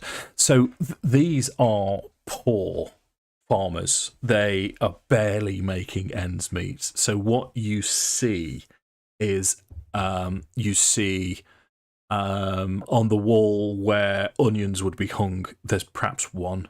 You can see in another room where animals would be kept, you can see perhaps one emaciated chicken. As you look around the rest of the building, nothing stands out in terms of finery. There's no treasure. There's no family heirlooms of necessity. And from your Kender perspective, this is possibly the most boring building in the room, which in itself is actually quite fascinating because you've never been anywhere as boring as this before. As you now see the farmer come just around the corner from the front front room next to the porch where you're in this bedroom entrance, and he's sort of squares up to you as if he's moving forwards threateningly. This man's stick thin. You could probably blow on him and knock him over, but he's willing to defend his wife, his children, and his property to the last. How would Edda? Okay. Yeah, I think I'm guessing that my understand. Kender. Yeah, I think they understand the situation that these people in. So it's gone from curiosity and looking around. It's kind of like compassionate and kind of seeing what these people are dealing with and how they're living, and so kind of, I don't know, probably starting to rummage through my belongings pockets to see if there's anything I can find to give them. Just to try and make just whatever. Okay. So let's have a charisma roll from you then, just to see how successful you are with this. Because it sounds like a persuasion check. Persuasion. Okay. Oh, not great. 10. Yeah, it's still not great. So in the heat of the moment, the farmer, he's just not happy with. So you're there holding out. I don't know. I'm going to go back with carrot because it's Louis put carrot in my head. And as you hold this carrot out, it's past its best. So instead of just holding out, it droops at the end, and this farmer will just scream out. As you can hear now, the other three guys get to the window and they can see the open window, and you guys can now see Edda, for some reason, trying to hold out a mouldy carrot to the farmer while he's in their room. I think, I think I'm just gonna back out. Kind of place and as I'm going back out, kind of place the carrot somewhere, and then still kind of trying to rummage, trying to find things, and then kind of as I hear these guys come up, it's like, I know this is a weird question from me, but has anybody got anything we can leave? At that point, Hal would pull out another 4 of the gold pieces, and he'd say, "Look, my friend means no harm. He's a very inquisitive soul. I'm sure you've heard many a rumor about Kender folk, but I genuinely vouch for Edda in the respect that he is just really inquisitive and just wants to understand how other people around the world live. He's a very humble individual. But for your troubles and for the distress we've caused, please take some extra gold." And Hal would place the 4 gold on the window ledge. And rather than camping in the barn tonight, we'll go and find somewhere else to shelter. Yeah, so you again, it's that's 2 lots of fortunes that you've dropped on these people. But they as you back out, they don't follow. And you, yeah, okay. So we'll wrap that bit up then. You make your way out into the wilderness again, manage to find somewhere to camp. You kind of, if I may, you keep an eye on the farm overnight while you're camping a distance away. Nothing else seems to have happened. Wherever the Draconian has gone, well, the leader, it doesn't seem to be round here. What time are we? 10:10. So, where do we want to? What do we want to do from here? Then we'll say it's next morning. I think. Yeah, sorry, Jake. Go on. Oh no, I was just going to say while we're camped up, like Hal would clean up his armor, clean his sword, and then kind of as soon as day breaks, head in. I think I'd be like, we need to get going again on foot, and we've took this little bit of a diversion west, so now we need to head north. And then once we get further north, we can head back northwest. Is that another long rest? That one then, if we're watching. Yes, you can have another long rest, mate. Okay, so we're on the next day. You are now. You're getting closer to Vogler as you wake up in the morning. You know you are. So in order, 7 days away from Ispin's funeral, 2 days march to Vogler, 1 day until the Night of the Eye. As last night, you could see the moons almost aligning into this image of an eye. So you know you've only got 1 day left. What do you want to do? What we're looking for on the Night of the Eye, or is it just the fact that the 3 moons converge?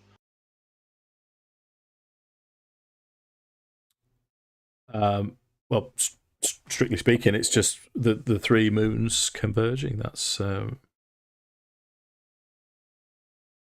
dokie. But I think on that kind of note, Hal would encourage us to get back on the road then. And I think whilst we're walking back on the road, I think Hal would take Micah to a side while we're walking, and he'd kind of place his hand on the back of Micah's shoulder, and he'd say, you fought well yesterday, brother. Whatever's happened, forgive my disbelief in the God's return. I just had lost faith in higher powers over the last few years, and still find it slightly hard to believe, but whatever has manifested within you is quite clearly powerful, and you're putting it to good use. The tough life of the road probably isn't working out as hard as you thought. As I say, that's okay. I understand that the last few years for you they've been tough, and they haven't necessarily been kind. So I can understand that your faith may be small at the moment, but yeah, I don't have all the answers. I don't really have any at the moment, but I plan on using it for good. And hopefully to get to the bottom of whatever it is that seems to be going on at the moment. I've been entrusted with this, and I think it's important to do the right thing. I guess we're all aligned in that goal, and Howard kind of like peer forward at Edda and Theron and Loki. I think so too. And he'd carry on like marching. He'd almost like then start to almost like speed walk ahead of Micah, and then almost like he's going back to kind of lead or like head towards the front of the pack. I just like smile and then just walk follow behind. Cool. So we're let's have a survival check then, the usual one from Hal.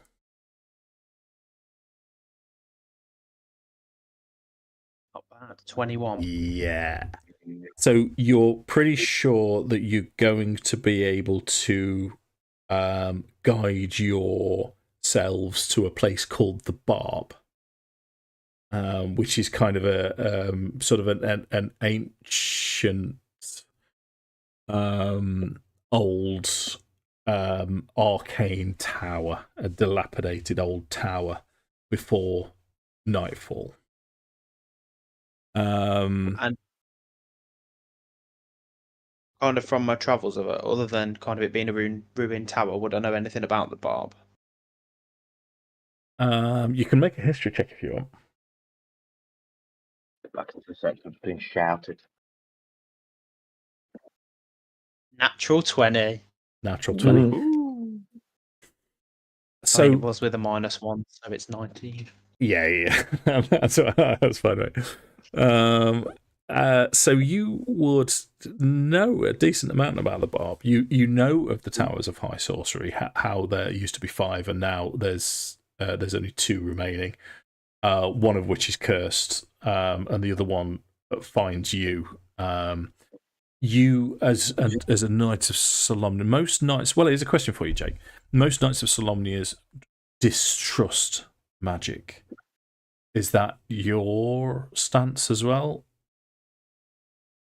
I'd say that Hal doesn't hold the same exact kind of measures that most Knights of Solamnia do. He's kind of built his own philosophy, mainly on kind of what Sir Tristram has shown him. So almost like he understands that magic is distrusted, but actually there is potential that people may be able to use it for good if it's used properly. Okay. So you're aware of white robes, red robes, and black robe mages. So you know that. I mean, for example, Theron in his sort of white getup, it's not exactly a white robe, but Theron is. I believe, Lewis, if I'm correct in thinking that Theron's heading towards white robes. Yeah. Yeah. So you, well, it depends how I wake up. I'll be whatever you want me to. Yeah. Especially so without that nome erotica. This tower itself used to be sort of a wizard's tower. It was a white robed mage's wizard tower who belonged to the Nightland area of Vogler and Calaman. Perhaps Ispin told you stories of him, or perhaps Sir Tristram told you stories. But it's many years ago, perhaps before the Cataclysm, there was a war around here which tore the actual castle down, which is why the Barb itself is now in ruins. The original name nobody remembers anymore. It's just called the Barb, as this tower is crumbled to the floor. So, what I'm going to do then, chaps, is I'm going to say to you that we'll end the session there, with the exception of congratulations, you can all level up to level 2. Yeah, boy. Which we'll do before we shut everything down. Yeah, boy. Yeah, and then we'll pick it up on your approach to the barb next time. So from top left all the way around, Jake, I'm assuming that you're going to get a leveling fighter. I'm going for another leveling fighter. Yeah, so I'll roll d10 if you wish to roll d10. Yep. I've got a 7. I've got an 8. Okay, you take 8 for your level up. So Lewis going to be a level in Wizard. Wizard. So I'll roll d6. I get a 5. Got a 4. Okay, take a 5. So Craig, Mm-hmm. Rogue. Yep. Yep. D8 is. I've only rolled a 2, mate. Oh, 7. Come on, Josh. Let's not let each other down now. So Cleric. Cleric, yeah. Yeah. D8. I've rolled a 1, Josh. 8. Yes. Come on. That's good going. So you've got a bit of work to do to level your characters up, and like I say, we'll pick up the session. We'll pick up the session next time, heading towards the barb. Don't forget to like and subscribe.